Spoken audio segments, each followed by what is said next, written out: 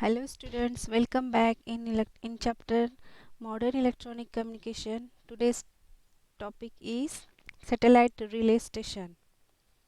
Question may be asked like this: explain the use of satellite as a relay station. This question has asked in March 2003, March 2004, March 2006, October 2017, October 2012 and October 2013. So many times this question has asked for 3 marks. So what we have to return in that question?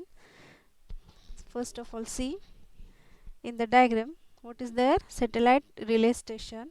काय काय दिलेले diagram मध्ये बघा. Diagram मध्ये first earth station and second earth station. Two earth stations are there.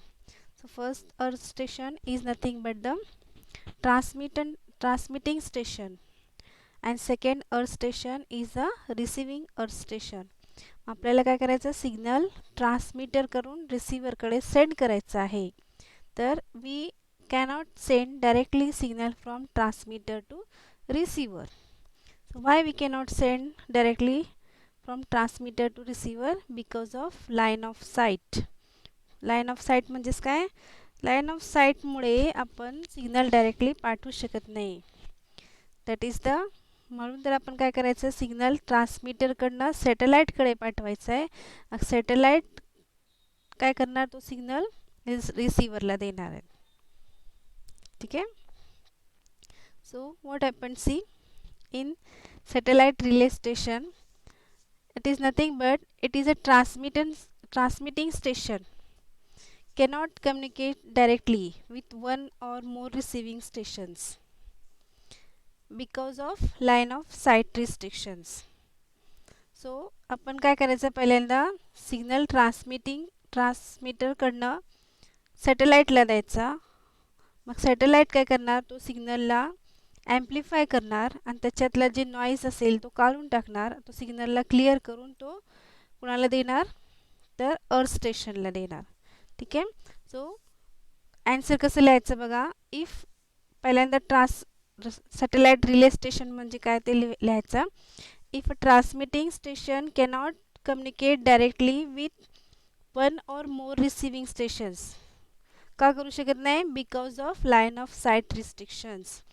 मग काय करणार, then a satellite can be used as a relay station.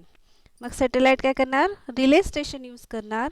The transmitting station sends the information to the satellite which retransmit it to the receiving station.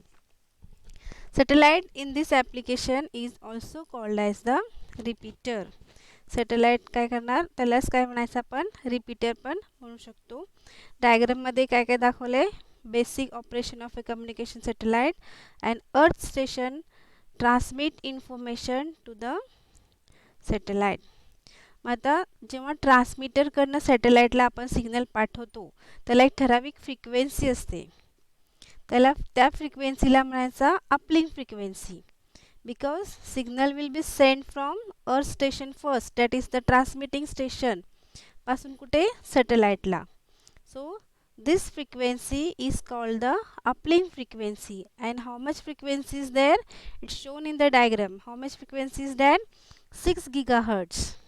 and satellite कडनं जे रिसीव्हरकडे जे signal येतो त्याला एक particular frequency असते. and that frequency is called as a downlink frequency. and that downlink frequency, how much it is, 4 kilohertz. So it may be asked in the alternatives, the uplink and downlink frequency of the satellite station is dash and dash. मग काय असणार आहे, uplink frequency is 6 gigahertz and downlink frequency is 4 gigahertz. So what happened in satellite?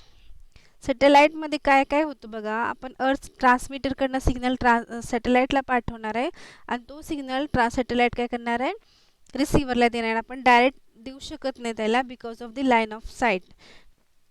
म्हणजे आपल्या ह्याच्यामुळे, नजरमुळे आपण काय करतो, डायरेक्टली त्याला ट्रान्समीटरकडनं रिसीव्हरला आपण देऊ शकत नाही. सो काय काय होतं बघा, इन सॅटेलाइटमध्ये जे वरती दिलेलं आहे खाली काय दिले बघा, फर्स्ट अर्थ स्टेशनला अपलिंक फ्रिक्वेन्सी जोडलेली आहे, वरती 6 GHz. 6 GHz फ्रिक्वेन्सीने तो जाणार सिग्नल कुठे, सॅटेलाईटकडे. मग तो सॅटेलाईट काय करणार, सॅटेलाईट कंटेन्स अ रिसिव्हर. सॅटेलाईटकडे काय असतो, रिसिव्हर असतो. Picks up the transmitted signal.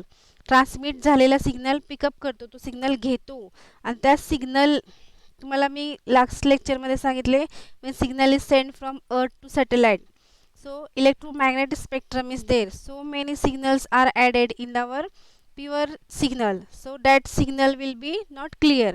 Why it is not clear? Because attenuation is there, noise is there in the original signal, therefore signal become weak.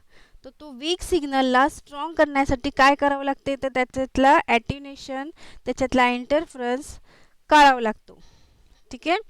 तर तो signal काय करायचा, आपण सॅटेलाईटकडे मिळतो. तो सिग्नल सॅटेलाईट काय करतो, त्याच्यातला काय करतो, वीक सिग्नलला ॲम्प्लिफाय करतो. ॲम्प्लिफाय केल्यानंतर काय होणार, तो सिग्नल स्ट्रॉंग होणार. त्याच्यातल्या नॉईज काढून टाकल्यानंतर ओरिजिनल सिग्नल त्याच्याकडे राहणार आणि तो ओरिजिनल सिग्नल काय करणार, ट्रान्सलेट करणार. कुठे ट्रान्सलेट करणार, रिसिव्हरला. कुठल्या फ्रिक्वेन्सीने, अनदर फ्रिक्वेन्सीला. तो रिसीव्ह कुठल्या फ्रिक्वेन्सीने केला होता, अपलिंक फ्रिक्वेन्सीला. मग अपलिंक फ्रिक्वेन्सी किती होती, तर 6 GHz होती. आणि रिसीव्ह केल्यानंतर त्याच्यातला जे ॲट्युनेशन आहे तो काढून टाकतो. तो सिग्नल वीक झालेला असतो आणि तो वीक सिग्नलला तो काय करतो, स्ट्रॉंग करतो. त्याला स्ट्रॉंग कसं करतो, बाय युझिंग ॲम्प्लिफायर. ॲम्प्लिफायर केल्यानंतर तो सिग्नल स्ट्रॉंग होतो आणि तो स्ट्रॉंग सिग्नल कुणाला पाठवतो, तो रिसिव्हरला पाठवतो. आणि रिसिव्हरला पाठवण्यासाठी त्याची फ्रिक्वेन्सी किती दिलेली आहे, 4 GHz. रिसिव्हरला, सॅटेलाईटकडनं रिसिव्हरला जे सिग्नल येतो, तर सिग्नलला आपण काय म्हणायचं, डाउनलिंक फ्रिक्वेन्सी म्हणायची. आणि त्या डाउनलिंक फ्रिक्वेन्सी किती आहे, तर 4 GHz आहे. Okay. So this signal is retransmit to the receiving station back on the earth. आलं लक्षात. ट्रान्समीटर पण अर्थवर आहे, रिसिव्हर पण अर्थवर आहे. सिग्नल आपल्याला ट्रान्समीटरकडनं रिसिव्हरला पाठवायचं आहे, बट आपण सिग्नल कुठे पाठवणार आहे, डायरेक्टली पाठवणार नाही आपण. Because of the line of sight we can't send the signal directly from transmitter to receiver. First of all we have to send the signal from transmitter to satellite. Satellite त्यातले changes करणार. काय changes करणार, signal weak झालेला असतो त्याला strong करणार आणि तो स्ट्रॉंग झालेला सिग्नल तो परत रिसिव्हरला देणार. आणि त्याला पाठवण्यासाठी आणि रिसीव्ह करण्यासाठी दोन वेगवेगळ्या फ्रिक्वेन्सीज दिलेल्या आहेत. हेच लक्षात ठेवायचं आपल्याला. सिग्नल ट्रान्समीटरकडनं सॅटेलाईटकडे पाठवण्यासाठी वेगळी फ्रिक्वेन्सी आहे, त्याला सिग्नल वेगळा आहे. तो वेगळ्या सिग्नलला काय म्हणतो आपण, अपलिंक फ्रिक्वेन्सी म्हणतो. आणि ते फ्रिक्वेन्सी किती आहे, तर 6 GHz आहे. आलं लक्षात. मग सिग्नल रिसीव्ह केल्यानंतर सॅटेलाईटकडे एक रिसिव्हर असतो, तो सिग्नल रिसीव्ह करतो जे ट्रान्समीटरकडनं आलेला आहे. तर त्या सिग्नलमध्ये मिक्स झालेले सगळे सिग्नल्स नॉईज तो बाजूला काढतो. तो सिग्नलला स्ट्रॉंग करतो, म्हणजेच त्याला ॲम्प्लिफाय करतो. तो ॲम्प्लिफाय केलेला सिग्नल परत कुणाला देतो, रिसिव्हरला देतो. त्यात वेगळ्या फ्रिक्वेन्सीने देतो. त्यात वेगळ्या फ्रिक्वेन्सीला आपण काय सांगितलेलं आहे, तिथे डाउनलिंक फ्रिक्वेन्सी सांगितलेलं आहे.